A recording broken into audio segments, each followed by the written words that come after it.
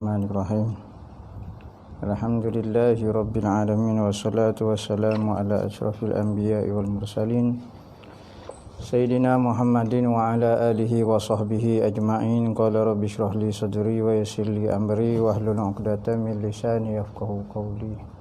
Subhanaka la ilma lana illa ma 'allamtana innaka antal alimul hakim wa la haula wa la quwwata illa billahil aliyyil azim.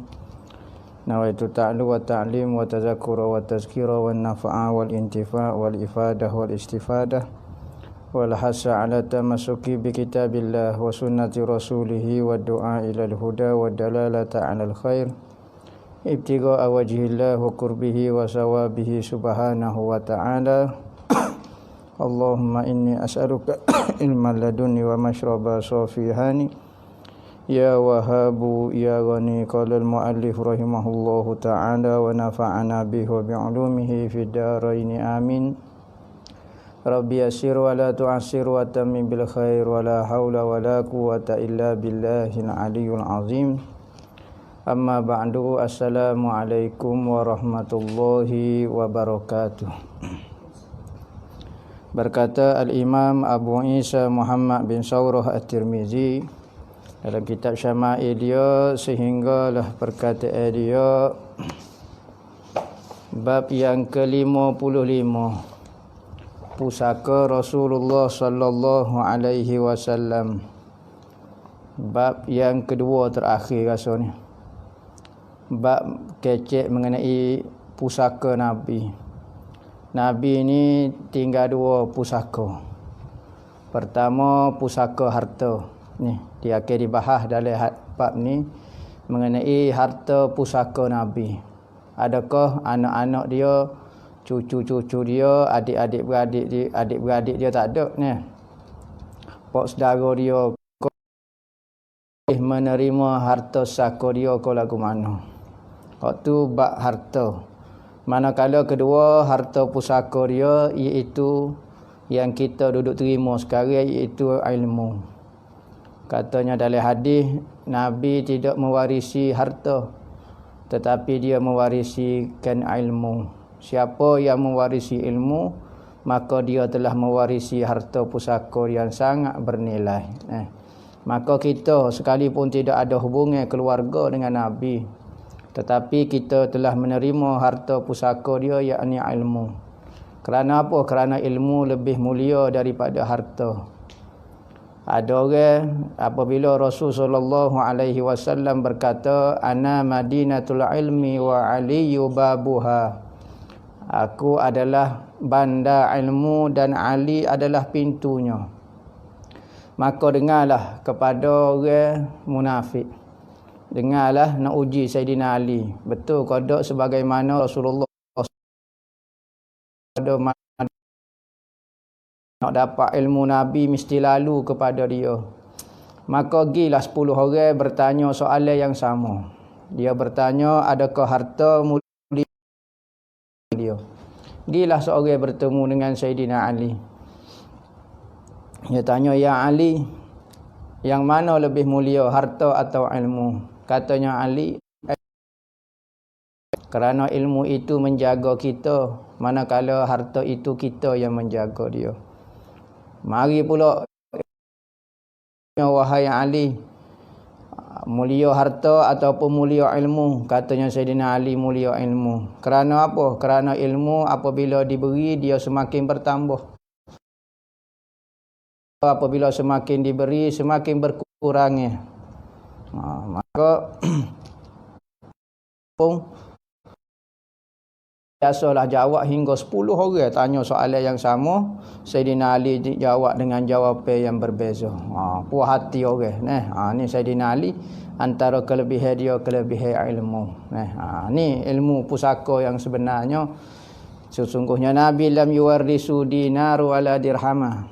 Nabi tidak mewarisi pitih dinar dan pitih dirham. Innama yuwarrisuhu ilmah. Sesungguhnya ia mewarisi ilmu.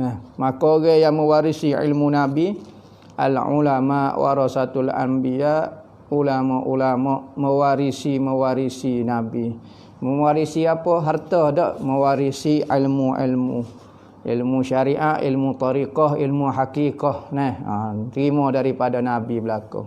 Maka orang mewarisinya, maka dia telah mengambil satu pusaka yang sangat yang bernilai. Hari ni kita duduk mengaji, malam ni kita duduk mengaji. Betul ni kita ambil pusaka daripada Nabi sallallahu alaihi wasallam. An Amru bin Haris akhi Juwairiyah lahu suhbatun qala ma taraka Rasulullah sallallahu alaihi wasallam illa silahahu wa baglatah wa ardan ja'alaha sadaqah. Daripada Amru bin Haris, saudara kepada Juwairiyah, baginya suhbah, maka dia ni sahabat. Katanya ia Rasulullah tidak meninggalkan harta kecuali bara ni seekor keldai campur dengan kuda, bara dia panggil, dan tanah yang ia jadikan sedekah. Nabi apabila meninggal, dia tidak meninggalkan banyak harta. Rasulullah apabila meninggalkan beberapa helai pakaian, dalam 5 nela pakaian.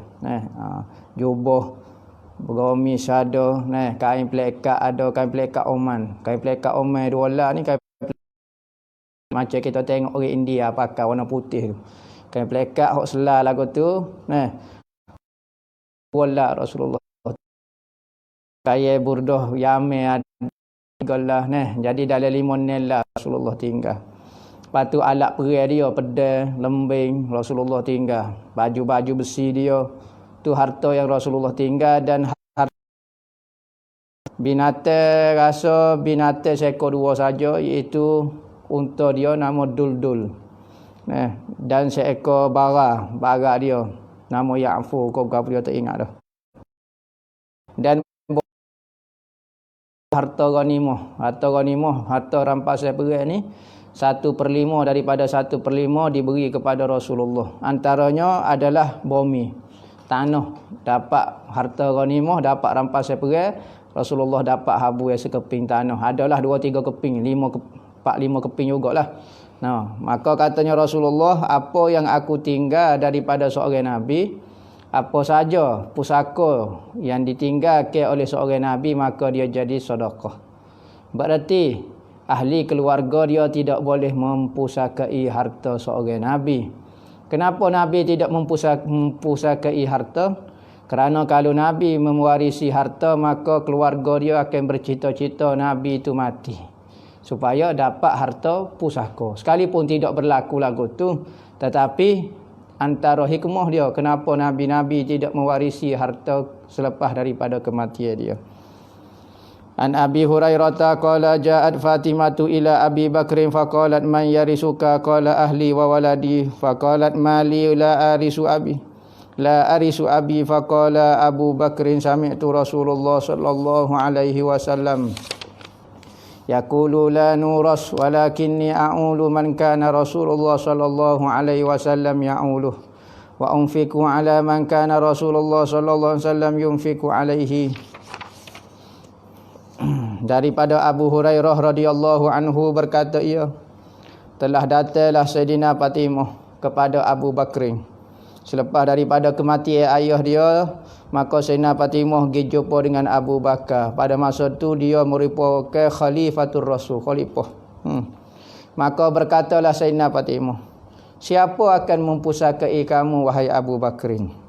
Maka berkatalah Abu Bakar, harta dia Katanya Sayyidina Abu Bakar, akan tetapi aku akan memelihara, melindungi orang yang Rasulullah melindungi, dan aku akan menginfakkan, memberi harta kepada orang yang Rasulullah infakkan, belanjakan kepadanya. Jangan bimbang, ketika Rasulullah meninggal, ketika Rasulullah hidup, siapa dia Rasulullah tanggung? Isteri-isteri dia, anak cucu dia. Maka sekarang apabila Rasulullah tak ada, katanya Sayyidina Abu Bakar, aku akan. Sebab tu isteri-isteri Rasulullah semua tinggal di dalam rumah masing-masing, tak pernah disuruh keluar ke dia. Kerana apabila naik satu pemerintah, dia akan tanggung sebagaimana Rasulullah tanggung anak dan isteri dia. Maka harta-harta Rasulullah seperti tanah-tanah ko, hasil daripada tanah tu, maka dinaik kepada Baitul Mal dan diurus ke urusan keluarga dia, keluarga Nabi. Nah. An Abi Bakhtari anna Abbas wa Aliyan jaa ila Umar yahtasimani yaqulu kullu wahidin minhuma li sahibihi anta kaza wa anta kaza faqala Umar li Talhah wa Zubair wa Abdurrahman bin Auf wa Sa'din nasyattukum billahi asami'tum Rasulullah sallallahu alaihi wasallam yaqul kullu malin nabiyyin sadaqah illa ma at'amahu inna la nuras. Daripada Abi Bakhtari, sesungguhnya Sayyidina Abbas, pak saudara Nabi, wa Aliyan dan menantu dia, telah datang bertemu Rasulullah dalam keadaan berbalah lagu mana balah mulut, bukan kata supoh ke apa dia. Sahabat-sahabat ni orang berjuruh. Nah, bakpo balah sangat nak harta, bukan nak harta, tetapi kalau benda tu hak dia, tidak jadi kesalahan untuk dia menuntutnya. Maka Sayyidina Ali, iaitu menantu dia, menantu Nabi, mewakili Sayyidina Fatimah. Sayyidina Fatimah mewakili Sayyidina Fatimah kerana dia tu anak perempuan Nabi. Sayyidina Abbas pula pak saudara Nabi. Kalau menurut ilmu faraid, ilmu pusaka, dua orang ni layak menerima harta pusaka, pak saudara dengan anak perempuan. Kalau ada anak lelaki, pak saudara tak layak terima pusaka. Maka berkata kullu wahidin, berkata seorang, mula kata lagu ni. Berarti sahabat-sahabat dulu sebut lagu tu rengeh-rengeh kata. Maka berkata Sayyidina Umar kepada Talhah. Ada beberapa orang sahabat di sisi Sayyidina Umar pada masa tu. Talhah, Zubair, Abdurrahman bin Auf, wa Sa'ad. Maka aku minta penyaksian dengan Allah, katanya Sayyidina Umar. Adakah kamu tidak pernah dengar kau? Tidakkah kamu pernah dengar Rasulullah sallallahu alaihi wasallam pernah berkata, semua harta-harta Nabi itu hukum dia jadi sedekah, tak boleh jadi zakah. Kecuali apa yang Nabi beri makan kepada dia, sesungguhnya Nabi tidak mewarisi. Nabi tidak mewarisi harta dia. Tetapi apa yang Nabi beri makan, insya-Allah pemimpin selepas pada tu akan beri makan cara kepada ahlul bait Nabi. An Aisyah anna Rasulullah sallallahu alaihi wasallam qala la nurasu ma tarakna fa huwa sadaqah. Daripada Sayyidina Aisyah, sesungguhnya Nabi sallallahu alaihi wasallam berkata, kami tidak mempusakai apa yang kami tinggalkan, maka dijadikan sedekah belaka. Maksud sedekah ini tidak kata semualah. Berarti ada ulama kata sedekah sini ialah harta tanah saja. Manakala saka seperti baju, seperti alat terperih, hak tu keluarga dia yang pegang, keluarga Nabi yang pegang. Manakala tanah, ada riwayat kata tanah saja yang naik kepada Baitul Mal. Harta yang kecil-kecil kau apa dia, hak tu keluarga Nabi hak pegang lah. An Abi Hurairah anin Nabi sallallahu alaihi wasallam qala la yaksimu warasati dinaran wala dirhama ma taraktu ba'da nafaqati nisa'i wa mu'nati amili fa huwa sadaqah. Daripada Abu Hurairah, daripada Nabi sallallahu alaihi wasallam berkata ia, la yaksimu warasati, ahli warisku tidak dapat membahagi ke dinar ataupun dirham. Jangan bagi kepada ahli keluargaku. Kenapa? Dan ahli keluargaku tak boleh nak bagilah harta. Kenapa? Apa yang aku tinggal selepas daripada nafkah isteriku. Nabi ni, isteri dia selepas daripada Rasulullah meninggal, hukum dia dalam iddah. Semua sahabat-sahabat pada masa tu tak boleh nikah dengan isteri Nabi. Maka apabila dalam iddah, nafkah dia ditanggung oleh Nabi. Nabi tak ada dah, maka pemimpin pada masa tu yang menanggung nafkah isteri-isteri Nabi. Dan berbelanja pekerjaku, maka semua itu sedekah belaka. Semua jadi sedekah belaka. Harta-harta Nabi semua jadi sedekah belaka.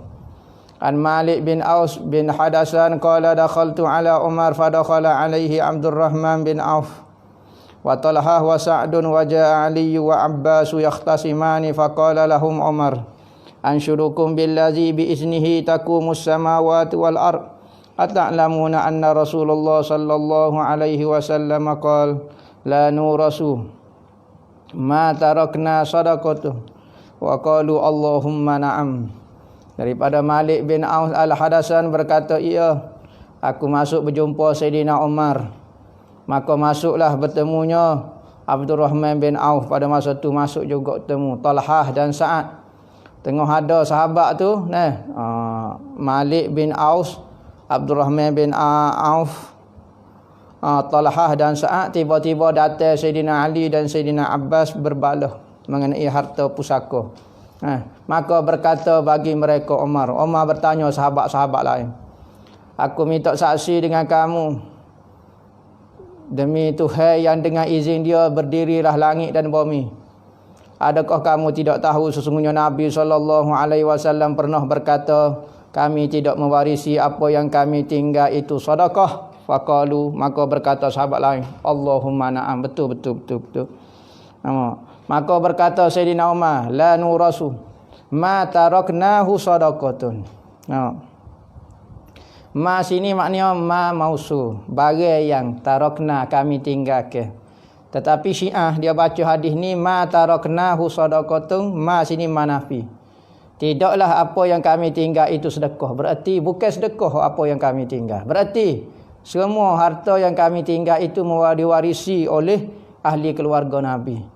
Sayyidina Abu Bakar yang tidak betul pemerintah dia, Sayyidina Umar yang tidak betul tak beri harta Rasulullah kepada ahli keluarga dia. Maka Sayyidina Syiah baca lagu tu. Ni mengarut dia lah. Dia nak tuduh Sayyidina Abu Bakar, nak tuduh Sayyidina Umar buat kerja tak betul. Ni Syiah punya perangai.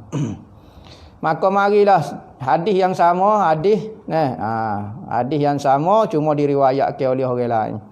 Zaman Sayyidina Abu Bakar, Sayyidina Fatimah pergi sendiri. Zaman Sayyidina Umar, Sayyidina Fatimah tak pergi, suami dia Sayyidina Ali pergi.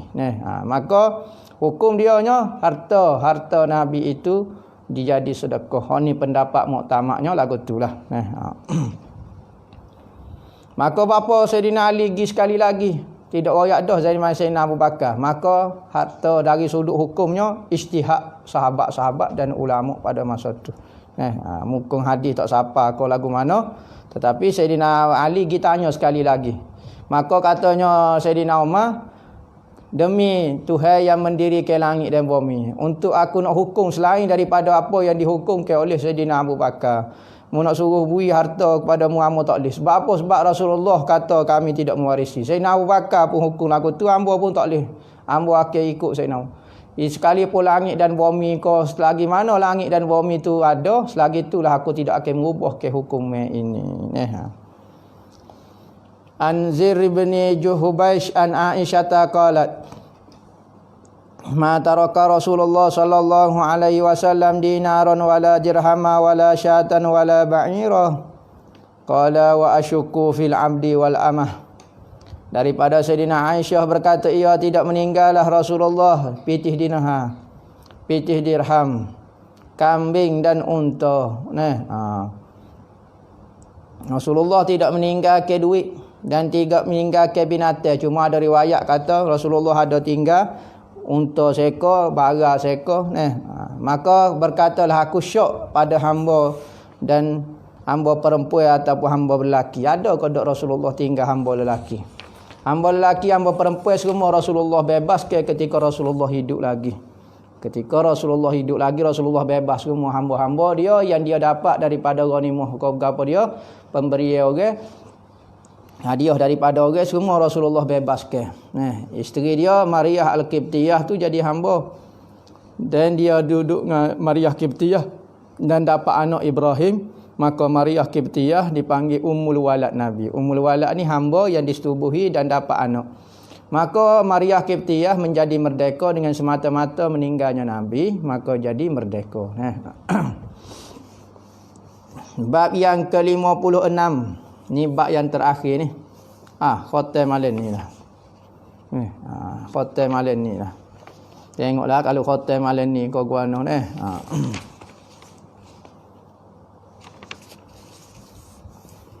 Mimpi melihat Rasulullah sallallahu alaihi wasallam.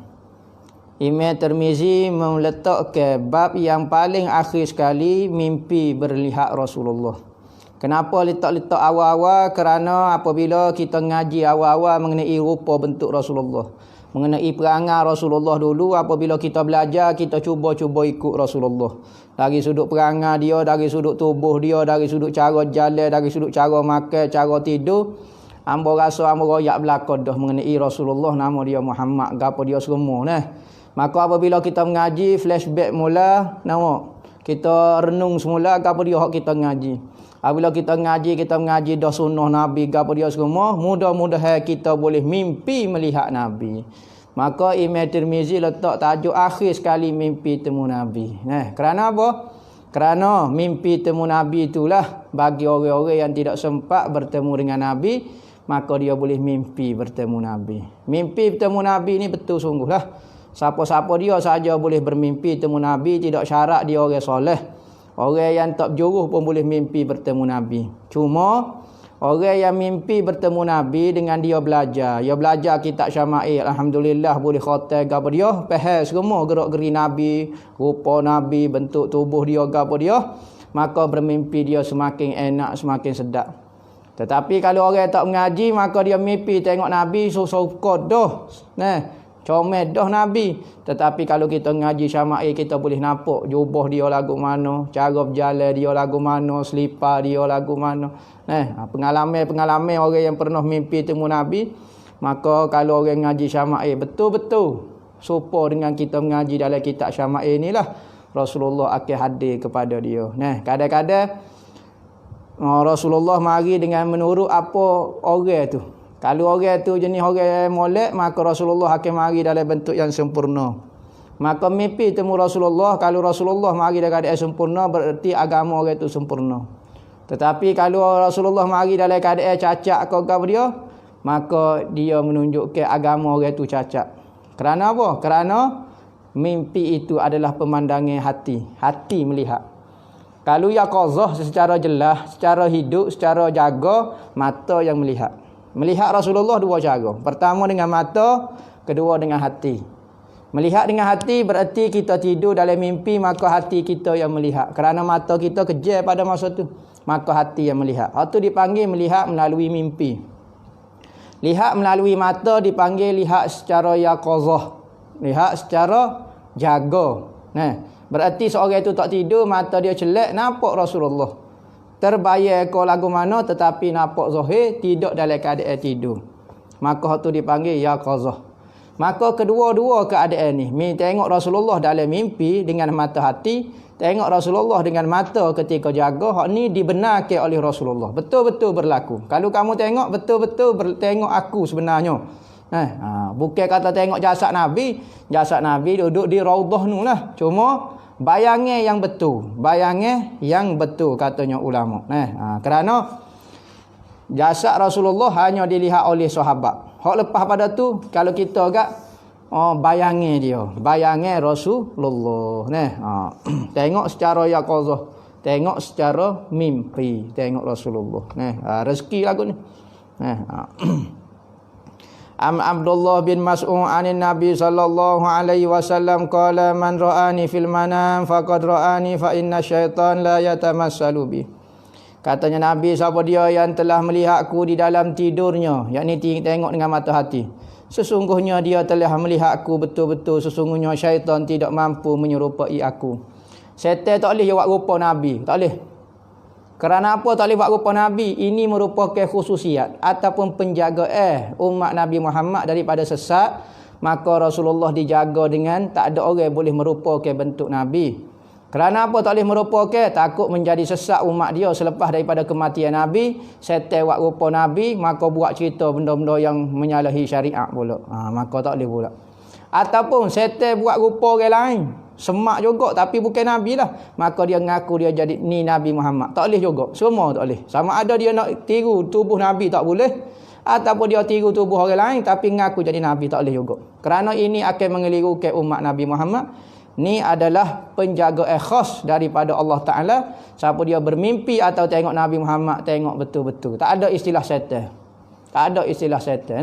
Ada orang tu, orang royak cerita ulama ni mimpi temu Nabi, dia kata nipu. Nipu belaka. Kalau anak dia ke tengok Nabi, betul selalu. Macam-macam ada orang. Berarti dia mengaku dah lah tengok Nabi ni boleh mimpi, melalui mimpi deh. Kadang-kadang orang, kalau orang lain tak, dia tak iktiraf, tapi kalau dia sendiri kau gapo dia iktiraf pula, pening juga. Tu setan. Apa setan tak boleh mengaku jadi Allah Taala? Kalau jadi Nabi, Allah setan tak boleh mengaku, tak boleh buat rupa bentuk Nabi Muhammad. Lagu mana kalau Tuhan setan nak buat bentuk Tuhan? Boleh ke tak? Petang hari lagi salah kerana Tuhan tidak ada bentuk, tidak ada jisim. Sebab itulah pemeliharaan, penjagaan daripada meniru rupa itu bagi Nabi Muhammad saja. Bagi Tuhan tak sebut kata setan tak mampu nak menyerupai aku. Kerana apa? Kerana serupa pun tak boleh dah. Sebab setan ni tak boleh menyerupai. Sebab Tuhan tak ada rupa, tak ada bentuk. Tapi Nabi Muhammad dia manusia, dia ada rupa, ada bentuk.